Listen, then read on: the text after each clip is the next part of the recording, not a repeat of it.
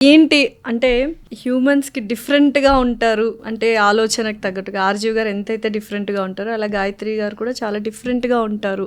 ఎందుకలా?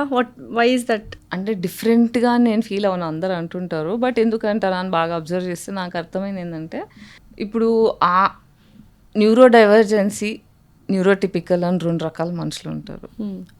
Neuro divergence ఏంటంటే they root from justice and ఎర్త్కి కనెక్షన్ పెట్టుకున్న జాతి అనమాట. అంటే స్కేల్ ఆఫ్ 1 to 100 ఉంటారు. So high functioning autistic person అనమాట నేను. సో ఇప్పుడు ఒక న్యూరో డైవర్జెంట్ ఏంటంటే వాళ్ళు జస్టిస్కి దాటి they can't live their life. Okay.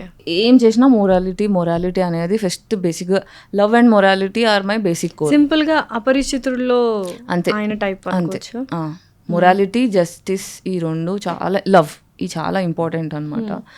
So అందరూ ఏంటంటే మొరాలిటీ, జస్టిస్ అనుకుంటూ కూర్చుంటే మా కడుపు నిండుతుందా, మా రోజులు గడుస్తాయా, మేము ఇల్లు కొనుక్కోగలుగుతామా, మా కుటుంబాన్ని సరిగ్గా చూసుకోగలుగుతామా అనే క్వశ్చన్లో నార్మల్ పీపుల్ స్లేవరీ సిస్టమ్, అంటే మన క్యాపిటలిజం అనేది ఒక స్లేవరీ సిస్టమ్, దానికి సరెండర్ అయిపోయి జీవిస్తూ ఉంటారు. అంటే దేనికైనా we have a price to pay in life. Either you sacrifice your soul. ఇప్పుడు మీరు ఇల్యూమినాటి అవి చూసుంటారు కదా, సెల్ యువర్ సోల్ అనే కాన్సెప్ట్ మాట్లాడతారు. సో మనము ప్రాపర్లీ నా సోల్ నేను అమ్మేస్తున్నాను కాంట్రాక్ట్ చెయ్యం, కానీ every person who surrenders to the capitalistic system in a way they have sold their soul. So ఇంత I can't do that. Abundance of knowledge ఎక్కడి నుంచి వచ్చింది? Through your situations and experiences ఏనా? Through empathy and authenticity. Sharp అవ్వాలి, మన instincts sharp అవ్వాలి, మన intuition sharp అవ్వాలి అంటే ట్రూత్లో బతకాలి. ఎంత కష్టమైనా సరే నిజంలో బ్రతికితే యూఆర్ అన్బీటబుల్. జస్టిస్సే ఉండాలి, న్యాయంగానే బతకాలి అంటే ఇప్పుడు ఫర్ ఎగ్జాంపుల్ ఒక కార్ లైసెన్స్ కావాలన్నా, ఒక రిజిస్ట్రేషన్ వెళ్ళి రిజిస్టర్ చేయించుకోవాలన్నా ఎవరో ఒకరికి మనీ ఇచ్చేస్తూ ఉంటారు, లైక్ ఏజెంట్స్కి, వాళ్ళకి, బికాస్ తొందరగా పని అయిపోతుంది, పాస్పోర్ట్స్ కానీ అవి కానీ ఇవి కానీ. సో అలాంటివి ఏమి చేయరా మీరు? You go with the direct, ఏ ఉన్నా డ్రైవింగ్ లైసెన్స్ అయినా, పాస్పోర్ట్ అయినా, రిజిస్ట్రేషన్ ఆఫీస్లో వర్క్ ఉన్నా, ఎవ్రీథింగ్ యూ గోస్ డైరెక్ట్లీ, అంతే. దానివల్ల టైం బాగా కిల్ అయిపోతుంది కదా. టైం అనేది ఇట్స్ ఎ సోషల్ కాన్స్ట్రక్ట్ అండి. టైమ్ ఈజ్ ఇల్యూషన్ బేసిక్గా. ఇప్పుడు 9 నెలలు మోస్తేనే మీరు పిల్లల్ని కంటారు. 9 నెలలు నాకు టైం లేదంటే ఇట్ వోంట్, ఉండదు.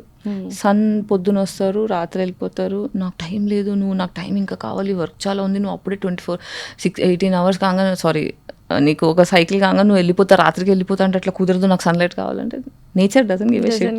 తొందరలో ఉంది మనం. సో గాయత్రి గారు అంటే కొంతమంది చూసే పర్సెప్షన్ వేరుంటుంది. ఆఫ్టర్ నేను మీతో మాట్లాడిన తర్వాత వి షేర్డ్ సో మెనీ థింగ్స్, తర్వాత మీరు ఇంత అంటే ఇంటెలెక్చువలా, ఇంత నాలెడ్జ్ ఉందా అంటే నాకు తెలియని కొన్ని టర్మినాలజీస్ కూడా యూజ్ చేస్తూ దానికి ఎక్స్ప్లెయిన్ చేస్తుంటే ఐ వాజ్ అస్టానిష్డ్ అనమాట. ఇదెందుకు, ఈ కాంట్రవర్సీ పార్ట్ ఎందుకు you are expressing to people, why not that thing? So ఇప్పుడు నా పాడ్కాస్ట్లో అనుకోండి, ఐ కెన్ కంట్రోల్ నా ఇమేజ్, నేను కంట్రోల్ చేసుకోగలుగుతా. ఇంటర్వ్యూస్లో ఏమవుతుంది, it's not my projection. Interview ఆ కంపెనీ, ఆ స్టూడియో, ఆ మీడియా హౌస్ వాళ్ళ ప్రొజెక్షన్. సో ఇప్పుడు నేను కాంట్రవర్సీలా ఎందుకు కనిపిస్తున్నాను అంటే వాళ్ళు నన్ను అంతకన్నా ఎక్కువగా చూడలేకపోతున్నారు. టైటిల్స్ అంతకన్నా ఏమంటారు, రెస్పెక్ట్ ఇవ్వట్లేదు. ఒక ఆడదాన్ని ఆన్లైన్లో, అంటే ఇప్పుడు సోషల్లీ ఒక ఉమెన్ని how sexy she looks, how beautiful she looks అనేది చూస్తాం, కానీ ఆమె ఇంటెలెక్చువాలిటీని రెస్పెక్ట్ చేసేంత ఎవల్యూషన్ మన మీడియా హౌసెస్కి లేదని నా ఫీల్. సో 7 వసంతాలు మూవీ చూసారా? 7 వసంతాలు లేదు.